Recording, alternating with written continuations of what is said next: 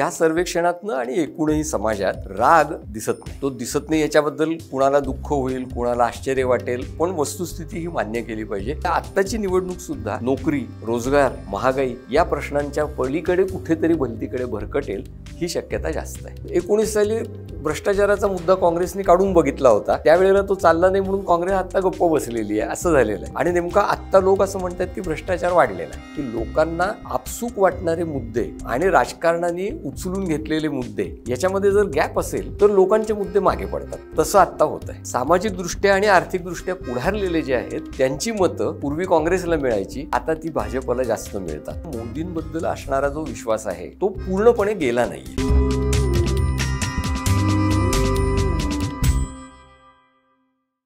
नमस्कार, मी विनायक पाचलक आणि थिंक बँकच्या लोकनामा या विशेष सिरीजमध्ये तुम्हा सगळ्यांचं पुन्हा एकदा मनापासून स्वागत.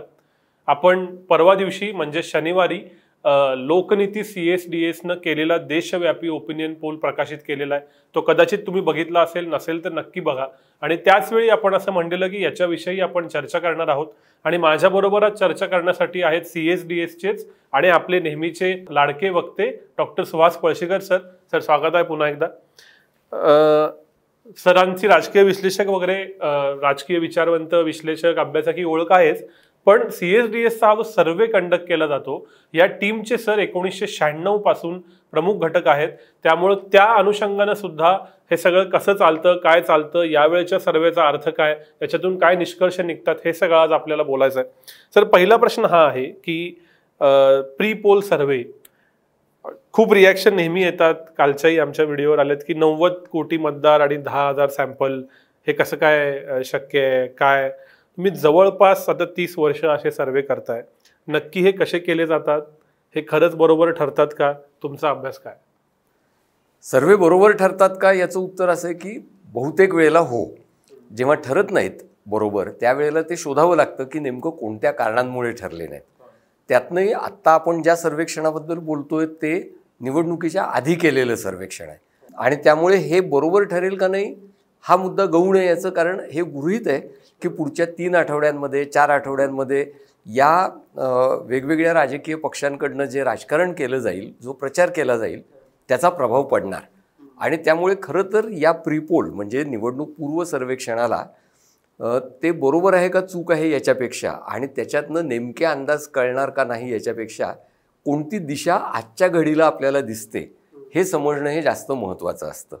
आता याच्यातलं वैशिष्ट्य असं आहे की हा जो सर्वे आपण करतो असं आम्ही म्हणतो, तो सर्वे आम्ही 96 सालापासून नेहमीच मतदार यादीतनं सॅम्पल निवडून आणि लोकांच्या घरी जाऊन केलेला सर्वे असतो. तो फोन सर्वे नसतो आणि ज्याला रँडम म्हणतात तसं भेटेल त्याचा रँडमली सर्वे करायचा असाही हा सर्वे नसतो. या रँडमला सिस्टमॅटिक रँडम सॅम्पलिंग असं SRS असं नाव आहे.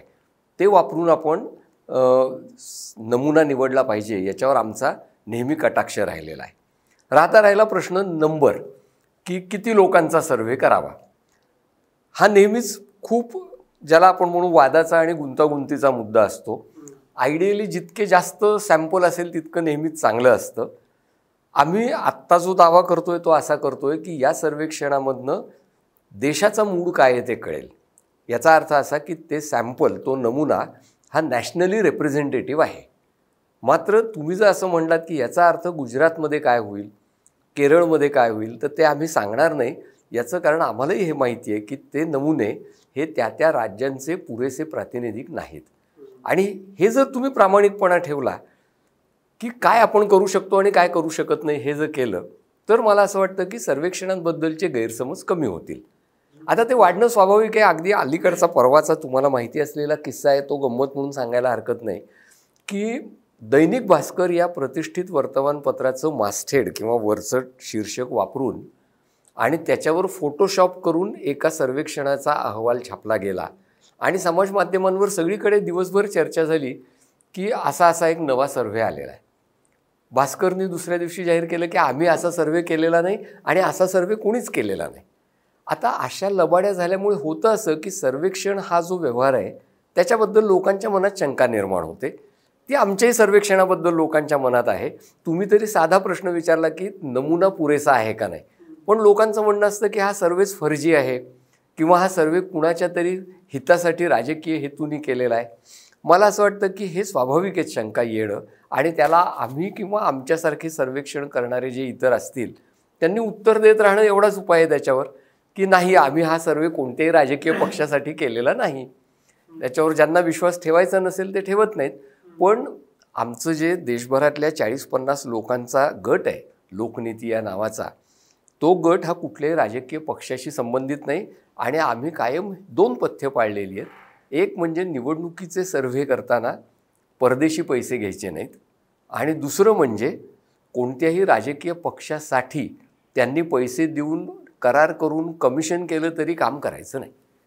कारण एकदा तुम्ही एका राजकीय पक्षासाठी करताय किंवा दुसऱ्या करताय म्हटल्यानंतर तुमच्या सर्वेक्षणांना कायम हा वास लागणार की हे या बाजूला किंवा त्या बाजूला झुकलेले आहे.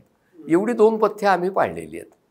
अर्थातच सर्व्हे करणाऱ्यांनी काही तपशील कायम जाहीर करणं हे आवश्यक असतं. सॅम्पलिंग कसं केलं, कोणते प्रश्न विचारले, आणि नेमक्या कोणत्या निष्कर्षांपर्यंत कोणत्या आकडेवारीमुळे तुम्ही पोचलात, ह्या जर गोष्टी प्रत्येक सर्वेक्षणाने सांगितल्या तर मला असं वाटतं सर्वेक्षणांबद्दलचा हा जो संशय आहे तो कमी व्हायला, आणि चांगली सर्वेक्षणं आणि संशयास्पद सर्वेक्षणं याच्यात लोकांना फरक करता यायला मदत होईल.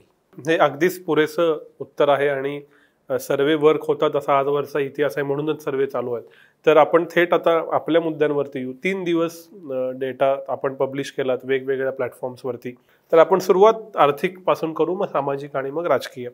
आजचे दिन हा शब्द गेल्या 10 वर्षात परवलीचा शब्द बनला.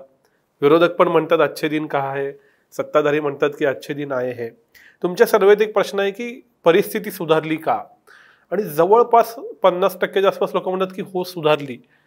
तर हे असं पहिल्यांदा घडतंय का आधी घडतंय? कारण आपल्याला सवय असते की नाही आमचं काय फार चांगलं चालू नाही, आणि याचा अर्थ कसा लावायचा? नाही, एक तर लक्षात ठेवा की सामान्य माणसं विनाकारण तक्रार करत नाहीत. म्हणजे आमचं चांगलं नाही चाललेलं अशी रडकथा ते सहसा विनाकारण सांगत नाहीत. आणि दुसरं असं की आमचं चांगलं चाललेलं आहे असं आपण जेव्हा म्हणतो तेव्हा त्या प्रश्नाचा रोग असा असतो, आणि तुम्हाला आठवत असेल तर त्याच्यातलं वर्डिंग जे आहे ते असं आहे की आम्हाला जे काही उत्पन्न मिळतं त्या उत्पन्नामध्ये कुटुंबाचं व्यवस्थित चालतं. हे जे व्यवस्थित चालण्याची भावना आहे ती त्या त्या कुटुंबाच्या स्वतःच्या काय अपेक्षा आहेत त्याच्यावरती ठरलेली असते. आणि त्यामुळे लोक असं म्हणतात की ठीक आहे आमचं आत्ता व्यवस्थित चाललेलं आहे. आणि त्यामुळे कुणीकडनं बघायचं म्हणजे भाजप हा आजचे दिनचा पुरस्कर्ता असल्यामुळे भाजपचा कोणीही पाठीराखा असं म्हणेल की बघा एवढे लोक आता म्हणतायत की चांगलं चाललेलं आहे. दुसऱ्या बाजूने हा युक्तिवाद केला जाऊ शकतो की वेगळं ड्रॅमॅटिक असं काय घडलेलं आहे. कारण इतपत प्रमाणात लोकांना आपलं बरं चाललंय असं वाटणं हे नेहमीच असतं. त्याहून जास्त लोकांना ते वाटतंय का हे शोधून काढायला पाहिजे. ते जर वाटत नसेल तर आजचे दिन आले नाहीत. आणि म्हणून आम्ही सर्वेक्षणात दुसराही प्रश्न विचारला होता की आजचे दिन आले असं वाटतंय का, आणि ते न वाटणाऱ्यांचं प्रमाणही खूप आहे. हे जे बॅलन्सिंग आहे वेगवेगळ्या प्रश्नांच्या उत्तरांचं ते करून आपल्याला हे ठरवायला लागतं की लोकांना काय वाटतंय. आणि शेवटचा भाग आहे की आपण नेहमीच हे बोलत आलेलो आहोत की इकॉनॉमिक्समध्ये काय सांगितलं जातं ह्याच्यापेक्षा लोकांना त्या इकॉनॉमीचं परसेप्शन काय आहे, त्यांना त्याच्याबद्दल आत्ता काय वाटतंय ह्याच्यावरती राजकारण घडतं. राजकारण हे काही इकॉनॉमीमधल्या आकडेवारीच्या आधारे घडत नाही. ते परसेप्शन घडवणं हे काम राजकीय पक्षांचं माध्यमांचं यांचं असतं. ते कसं करतील त्याच्यावर परसेप्शन तयार होतं. पण ह्या डेटामध्ये बघितल्यावर असं दिसतं की साधारण गरीब आणि निम्न मध्यम वर्ग यांचं या सरकारबद्दलचं असमाधान हे तुलनेनं जास्त आहे मध्यम वर्ग, उच्च मध्यम वर्ग आणि श्रीमंतांपेक्षा. आणि मग ते म्हणजे सगळ्याच उत्तरात इकॉनॉमीच्या इथे रिफ्लेक्ट होताना दिसतंय सामायिक पॅटर्न म्हणून. तर असं का आहे? आणि तुम्ही 1996 पासून सर्वे करताय. 96 ते 2004 ही टप्प्याटप्प्यानं भाजपचं सरकार होतं, आणि आत्ताची 10 वर्ष ज्यावेळी भाजपचं सरकार असतं त्यावेळी हा पॅटर्न दिसलाय. नाही, असं काही नाही आहे. माझ्या मते ही जी तक्रार आहे की आम्हाला महागाईची झळ पोचते, ही तक्रार स्वाभाविकपणे नेहमी गरिबांकडनंच येणार आहे. मध्यमवर्गीय कुरकुर करत असतात, पण त्यांना वेगवेगळ्या मार्गांनी त्या महागाईला तोंड देण्याची त्यांच्याकडे ताकद असते, आणि त्यामुळे त्यांना त्याची झळ कमी लागते. झळ लागत नाही असं नाही, झळ कमी लागते. आणि त्यामुळे मग त्यांच्या तक्रारींच्या हायरार्कीमध्ये ही तक्रार महागाईची कमी असते. पण मग त्यांच्या तक्रारींमध्ये उदाहरणार्थ एकूण देशाची अर्थव्यवस्था चांगली नाही, रस्ते चांगले नाहीत, गुळगुळीत रस्ते नाहीत, ह्या तक्रारी असू शकतात. त्यामुळे तक्रारींचे सेट असतात आणि समाजातले वेगवेगळे घटक कशाला महत्त्व द्यायचं हे त्यांच्या स्वतःच्या आर्थिक सामाजिक स्थानानुसार ठरवतात. त्यामुळे तुम्ही म्हणता ते अगदी बरोबर आहे की गरीब आणि अतिगरीब जे आहेत त्यांना महागाई आणि बेरोजगारी हे आत्ता सगळ्यात महत्त्वाचे विषय वाटत आहेत. आणि याचं कारण असं आहे की आत्ता लोकांच्या पुढचे ते महत्त्वाचे प्रश्न आहेत त्यांच्या जीवनातले. राजकारणात ते आहेत का नाही हा भाग आला एकदा. पण याच्याहून मला असं विचारायचं आहे की आता आपण असं म्हणतो, माहित नाही प्रत्यक्षात तुम्ही सांगाल की कास्ट बेस्ड इलेक्शन्स होतात की हिंदू म्हणजे ओबीसी इकडे गेला, माधव इकडे गेले, मराठी इथे गेले वगैरे वगैरे. तर आता असं जर का असेल तर कास्ट बेस्डच्या ऐवजी क्लास बेस्ड इलेक्शन्स, पॉलिटिकल पार्टीचे कार्यकर्ते आणि सपोर्ट असं काही घडू शकतं का की नाही बाबा गरीब अतिगरीब हे आत्ता विरोधी पक्षाच्या बरोबर आहेत आणि मध्यमवर्गीय आणि श्रीमंत हे सत्ताधाऱ्यांच्या बरोबर आहेत आणि अशी रचना उभी राहते, असं काही दिसतं का, घडेल का? खरी गंमत अशी आहे की भारतातल्या राजकारणाचं जे विश्लेषण केलं जातं त्याच्यावरती नेहमी घेतला जाणारा एक आक्षेप अभ्यासकांकडूनच आपसातल्या चर्चेत असा आहे की याच्यामध्ये जातीच्या घटकाला फार जास्त महत्त्व विश्लेषणात दिलं जातं आणि त्यामुळे वर्गाकडे दुर्लक्ष केलं जातं किंवा आर्थिक घटनांकडे दुर्लक्ष केलं जातं. दिसताना आपल्याला असं दिसतं प्रत्यक्षामध्ये की वेगवेगळ्या निवडणुकांमध्ये जातीबरोबरच आर्थिक मुद्देसुद्धा असत असतात, कायमच असतात ते. आणि त्यांना विश्लेषणामध्ये मी म्हटलं तसं महत्त्व कमी दिलं जातं. याचं कारण आपल्याकडच्या सामाजिक संघटनेचा मुख्य आधार जात हा असतो. आता व्हायला असं लागलं आहे गेल्या 25-30 वर्षांमध्ये की सगळ्या जातींमध्ये आर्थिक स्तरीकरण व्हायला लागलेलं आहे. कितीही गरीब किंवा मागासलेली जात असली तरी त्याच्यातसुद्धा एक नवा मध्यमवर्ग उदयाला येण्याच्या शक्यता या गेल्या 30-40 वर्षांमध्ये निर्माण झालेल्या आहेत. आणि त्यामुळे जातीच्या आधारे केलेलं विश्लेषण अपुरं आहे हे आता कुणालाही मान्य होईल. तुम्ही म्हणलात त्याप्रमाणे बोलताना पटकन हे सोपं जातं की ओबीसी यांच्याकडे आहेत आणि त्यांच्याकडे नाही आहेत. मग लक्षात येतं की अरे हे बोलणं पुरेसं नाही आहे. मग आपण काय म्हणतो, वरचे ओबीसी आणि खालचे ओबीसी. हे काय आहे वरचे आणि खालचे ओबीसी? वरचे ओबीसी हे मुख्यतः थोडीफार जमीन असलेले ओबीसी असतात. कनिष्ठ ओबीसी ज्यांना म्हटलं जातं ते मुख्यतः 12 बलुतेदार जाती ज्या आहेत त्याच्यातनं आलेले सर्व्हिस ओबीसी असतात आणि त्यामुळे त्यांच्या जीवनामध्ये अनिश्चितता जास्त असते. म्हणून मी आणि माझ्या दुसऱ्या एका सहकाऱ्यांनी असा एक प्रयोग करून पाहिला 96 पासूनचा डेटा घेऊन की फक्त जातीचं विश्लेषण न करता वर्ग आणि जात किंवा आर्थिक स्थान आणि जात हे 2 घटक एकत्र आणून विश्लेषण करून पाहूयात. मग आम्ही असं केलं की संपूर्ण सॅम्पलचे 2 भाग पाडले, म्हणजे जास्त भाग पाडले पण मी थोडक्यात सांगतोय की सामाजिक आर्थिकदृष्ट्या प्रिव्हिलेज्ड पुढारलेले आणि सामाजिक आर्थिकदृष्ट्या अंडर प्रिव्हिलेज्ड मागे असलेले असे 2 भाग जर आपण आपल्या संपूर्ण सॅम्पलचे केले आणि ते कुणाला मत देतात हे पाहिलं तर काय दिसतं. त्याच्यातनं आम्हाला जे दिसलं ते असं की कनिष्ठ जात आणि कनिष्ठ आर्थिक स्थान यांचं जिथे एकत्र येतात या दोन्ही गोष्टी ते समूह त्यांची मतं ही नेहमी विस्कटली जातात, इकडे तिकडे विखुरली जातात. ह्या पक्षाला थोडी, त्या पक्षाला थोडी, त्या पक्षाला थोडी, म्हणजे ज्याला आपण व्होटिंग ब्लॉक म्हणतो तसा त्यांचा तयार होत नाही. म्हणजे भारताच्या राजकारणाचं हे वैशिष्ट्य आहे. नेहमी हा प्रश्न विचारला जातो की राजकारणात आपल्या गरिबीची चर्चा का होत नाही. त्याचं कारण इथला गरीब आणि मागासलेला जो आहे तो राजकीयदृष्ट्या विखुरलेला आहे आणि सामाजिकदृष्ट्या आणि आर्थिकदृष्ट्या पुढारलेले जे आहेत त्यांची मतं पूर्वी काँग्रेसला मिळायची, आता ती भाजपला जास्त मिळतात. आणि त्यामुळे तुम्ही जो प्रश्न विचारलात तसं भाजपला मिळणारी मतं आहेत पण बाकीची मतं विखुरली गेलेली आहेत. खालचा अर्धा, जर समाजाचे तुम्ही 2 अर्धे भाग पाडले तर खालचा अर्धा जो भाग आहे त्याची मतं ही विखुरली जातात. असं कन्सिस्टंटली सातत्याने 96 पासून 2019 पर्यंत आपल्याला दिसतं. त्यामुळे आर्थिक नसतं असंही नाही आणि जात खोटी आहे असंही नाही. या दोन्ही गोष्टी खऱ्या आहेत, त्या दोन्ही एकत्र करून त्यांचा विचार करायला पाहिजे. पण असं म्हणलं जातं, म्हणजे आता ते डाटा तुमचा अधिक हे बोलेल की भाजपा हा प्रीडॉमिनंटली आधी व्यापाऱ्यांचा पक्ष, मग ब्राह्मण आणि व्यापाऱ्यांचा पक्ष, आणि मग तो जोडत गेला. सो भाजप सत्तेत असताना त्यांची नॅचरल धोरणं आणि नॅचरल डिसिजन घेण्याची प्रवृत्ती ही उच्चवर्णीय आणि उच्चवर्गीय ह्यांनाच पॉझिटिव्ह असती का, आणि म्हणून मग त्याचे परिणाम सतत दिसत राहतात का? 2 वेळच्या भाजपचा आपल्याला विचार करता येईल. पहिलं वाजपेयींच्या काळामध्ये भाजपचं सरकार आलं तेव्हा विशेषतः त्यांच्यावरती त्यावेळेला प्रमोद महाजनांसारख्या तरुण तुलनेने असलेल्या आणि महत्त्वाकांक्षी नेत्यांचा प्रभाव होता.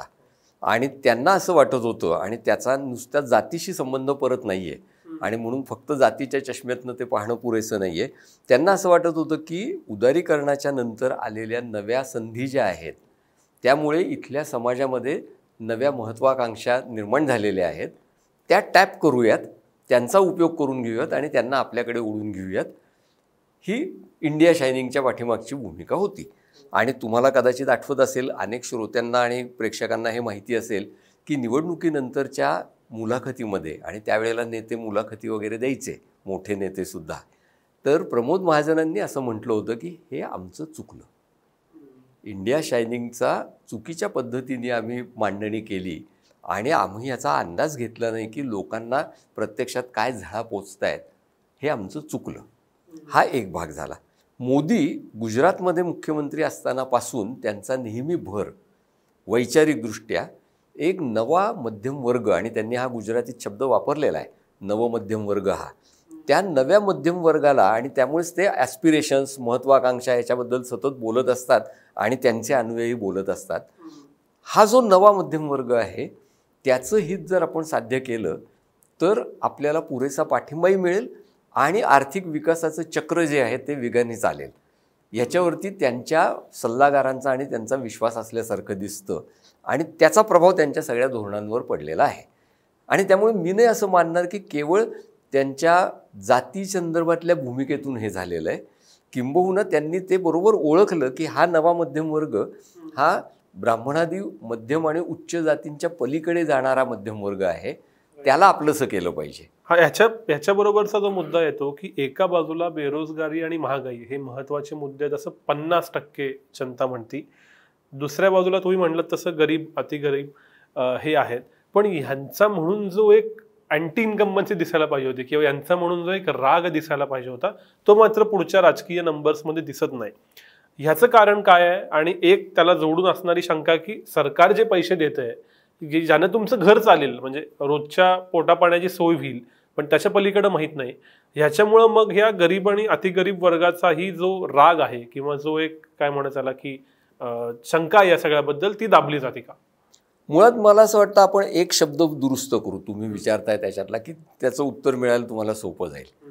की या सर्वेक्षणातनं आणि एकूणही समाजात राग दिसत नाही अजूनही. तो दिसत नाही याच्याबद्दल कुणाला दुःख होईल, कुणाला आश्चर्य वाटेल, पण वस्तुस्थिती ही मान्य केली पाहिजे. नाराजी आहे, काय डाचतंय, काय बोचतंय हे लोकांना माहिती आहे. तुम्ही जर त्यांना विचारलं की काय प्रश्न आहेत बाबा, तर ते बरोबर सांगतायत की हे प्रश्न आहेत, बेरोजगारी असेल, गरिबी असेल, जे काय असतील ते. पण त्याच्याबद्दल अमुक एकच कोणीतरी जबाबदार आहे असा राग नाही आहे. पार्टली त्यांना असं वाटतं की सिस्टीम तशी आहे, याचं कारण सिस्टीम ही नेहमीच गरिबांच्या विरुद्ध असते.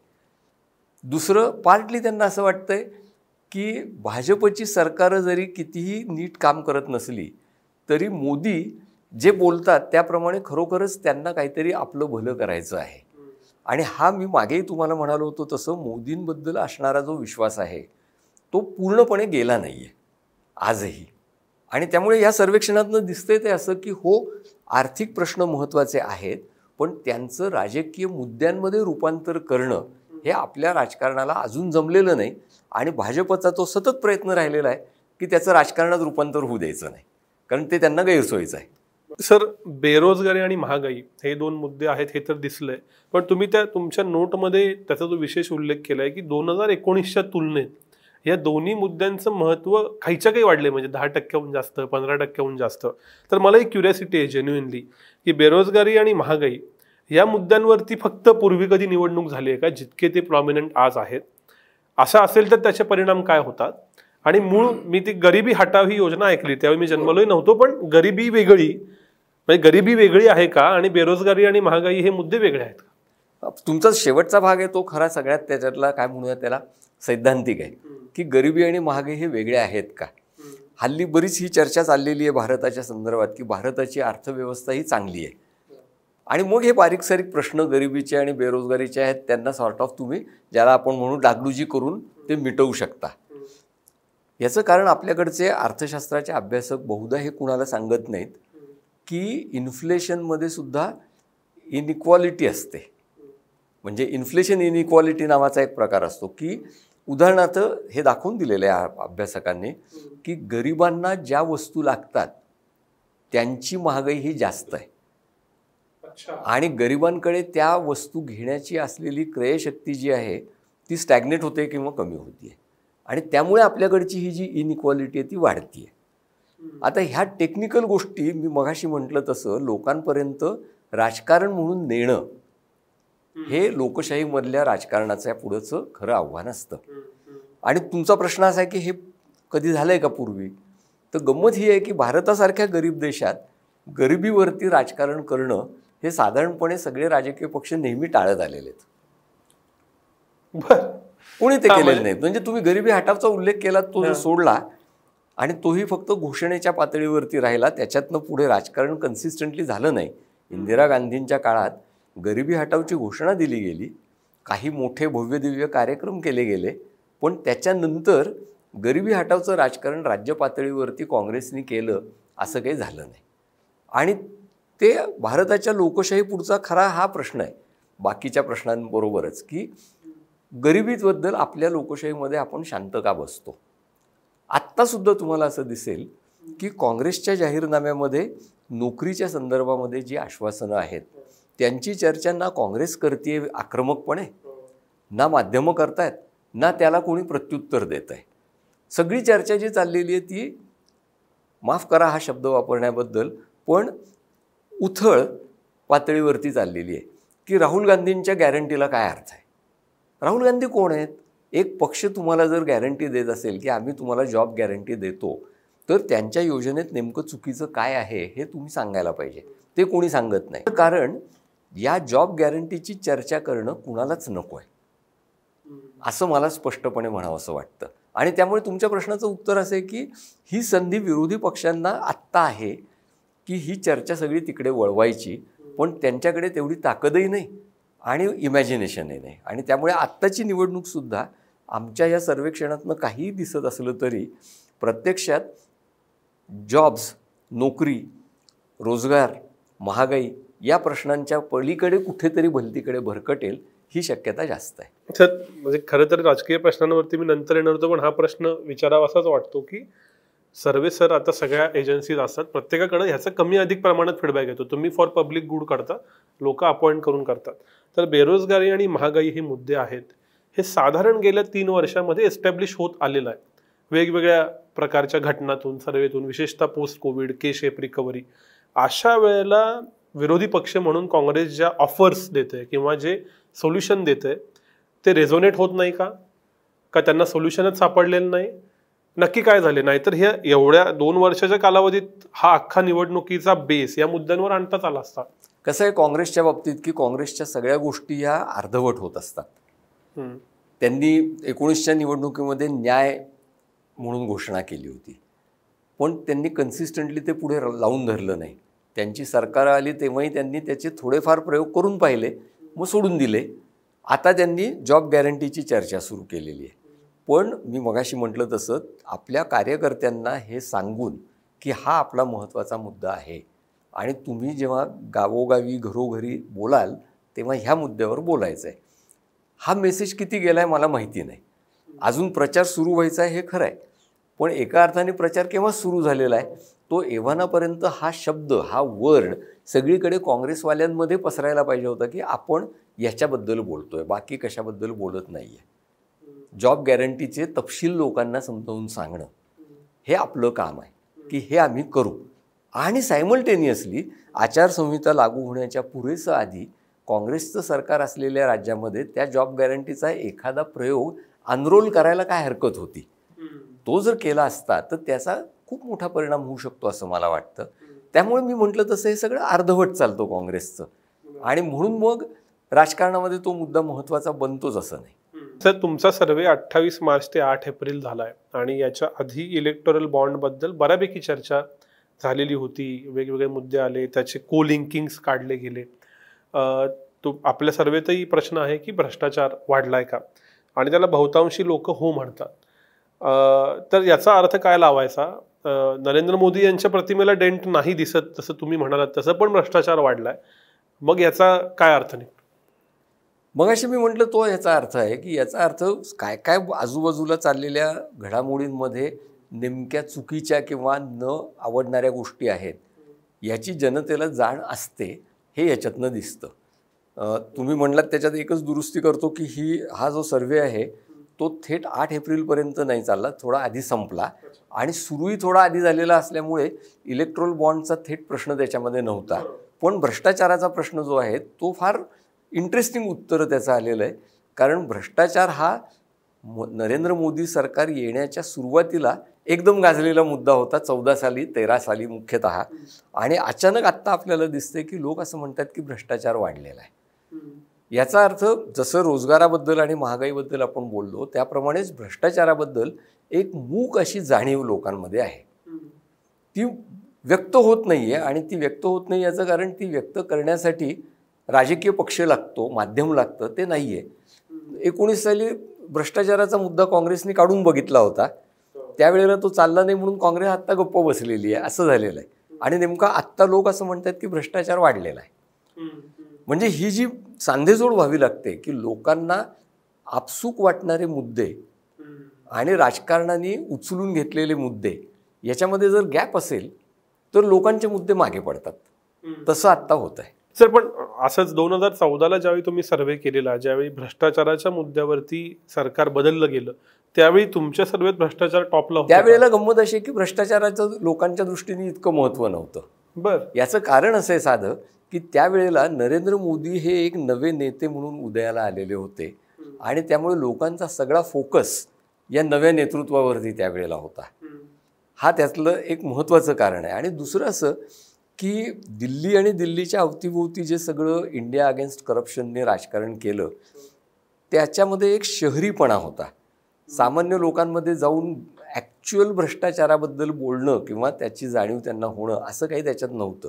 आणि त्यामुळे गमतीची गोष्ट म्हणजे 14 साली जेव्हा भ्रष्टाचार विरोधी आंदोलन झालेलं होतं तेव्हा भ्रष्टाचार हा मुद्दा नव्हता. आज लोकांना भ्रष्टाचार आहे असं वाटतंय, पण म्हणून तो राजकीय मुद्दा ठरेल का याचं उत्तर मला असं वाटतं की इतकं सोपं नाही आहे. म्हणजे उद्या जरी इलेक्ट्रोल बॉन्डवरनं राजकारण करायचं ठरलं तरी लोक असं म्हणतील ते ठीक आहे, पण आमच्या महागाईच्या आणि बेरोजगारीच्या मुद्द्यांचं काय, असा लोकांचा प्रश्न राहील. सर, वेगवेगळे निवडणूक तज्ज्ञ, विशेषतः प्रचार तज्ज्ञ असं सांगतात की एका मुद्द्यावर एकदाच निवडणूक लढता येते, म्हणजे एकदाच राष्ट्रवाद, एकदाच भ्रष्टाचार, त्या मुद्द्यावर रिपीट मिळत नाही. विशेषतः ज्यावेळी कास्ट सेन्ससचा विषय राहुल गांधींनी काढला त्यावेळी वेगवेगळे देशातले तज्ज्ञ असं म्हणले की एकदा मंडल होऊन गेले, परत त्याच मुद्द्यावर जनता त्या मुख्य मुद्द्यावर लढेल असं नाही. हे सत्य आहे का? तुमच्या या एवढ्या सगळ्या सर्वेमध्ये दरवेळेला वेगळा मुद्दा सेंटरला राहिला आहे का, आणि नक्की याचं काय होतं? मग अजेंडा सेटिंग हा जो प्रकार असतो तो याच्यात मध्यवर्ती असतो. हा जो मुद्दा आहे की एका मुद्द्यावर एकदाच निवडणूक लढवली जाते तो मला काही मान्य नाही, पण मी काही प्रचारतज्ञ नसल्यामुळे मी त्याच्याबद्दल बोलू शकणार नाही. पण अगदी साधं बघा तुम्ही की मंडलचा मुद्दा जो होता किंवा जातीचा तो 90 साली आला, त्याला आता एक पिढी उलटून गेलेली आहे, आणि त्यामुळे तो 90 साली आला म्हणून आत्ता चालणार नाही असं नाही आहे. त्याचं कारण वेगळं आहे. त्याचं कारण असं आहे की 90 साली जातीच्या मुद्द्यावरती राजकारण करायला अवकाश होता, नवं नेतृत्व आलेलं होतं. त्याच्यानंतर काय झालं की सगळ्यांनीच ओबीसी नावाची ताकद आपलीशी करण्याचा प्रयत्न केला. तुम्ही जर भाजपला कोण मतं देतात हे पाहिलं तर तुम्हाला असं दिसेल की ओबीसीमधला एक मोठा हिस्सा हा 98मध्ये सुद्धा भाजपला मतं द्यायला लागला होता, आणि आता तर तो आहेच आहे त्यांच्या पाठीमागे. आणि त्यामुळे आता ओबीसी या मुद्द्यावरनं राजकारण करणं हे अवघड झालेलं आहे. कास्ट सेन्सस हा ओबीसीच्या पलीकडे जाणारा जास्त व्यापक मुद्दा आहे म्हणून काँग्रेसला असं वाटलं की तो आपण समाविष्ट करायला पाहिजे, आणि विशेषतः उत्तर भारतात काँग्रेसला विस्तार करायचा आहे. म्हणून त्यांना तो मुद्दा घ्यावासा वाटतो. उत्तर भारताच्या बाहेर कास्ट सेन्ससच्या मुद्द्याला फारसं काही इंटरेस्ट किंवा पाठबळ कुणाचा असेल अशातला काही भाग नाही आहे. सर, आणि कास्ट सेन्सस दिसत पण नाही आपल्या सर्वेत की तो तितका मोठा मुद्दा आहे. ह्याचं कारण हेच आहे का? त्याचं कारण हे आहे, आणि मुख्य म्हणजे कास्ट सेन्ससमुळे काय होणार ह्याच्याबद्दलची स्पष्टता नाही आहे. कारण झालं आहे असं की नंतरच्या काळामध्ये कास्ट सेन्सस करा किंवा नका करू, हव्या त्या जातींना मागासलं म्हणून जाहीर करण्याची प्रघात एकदा जर सुरू झाला तर कास्ट सेन्ससला महत्त्वच राहत नाही. आणि त्यामुळे कास्ट सेन्ससपेक्षा राजकारणामध्ये आपल्या जातीचा वट निर्माण करायचा आणि फायदा करून घ्यायचा याच्यावरती जास्त भर द्यायला सुरुवात झालेली आहे. आणि त्या अर्थाने हे जे OBC नावाचं प्रकरण आहे त्याचं एकूणच राजकारणातलं महत्त्व कमी झालं. म्हणजे परत मी राजकारणातलं म्हणतो, व्यवहारातलं म्हणत नाही आहे. म्हणजे मला हे मान्य आहे की व्यवसाय, गरिबी या सगळ्या संदर्भात जात ही महत्त्वाचा घटक आहे, पण राजकारणात तो घटक महत्त्वाचा ठरत नाही. याचं कारण तुम्ही OBC उमेदवार उभा केला तर मी उभा करेन, तुम्ही OBCसाठी एक योजना आणली तर मी दुसरी आणेन, तुम्ही एका OBC नेत्याचा पुतळा उभा केला तर मी दुसऱ्याचा उभा करेन. हे जे स्पर्धात्मक राजकारण होतं त्यामुळे OBC राजकारणामधली जी काही एक ऊर्जा आहे ती खलास होते.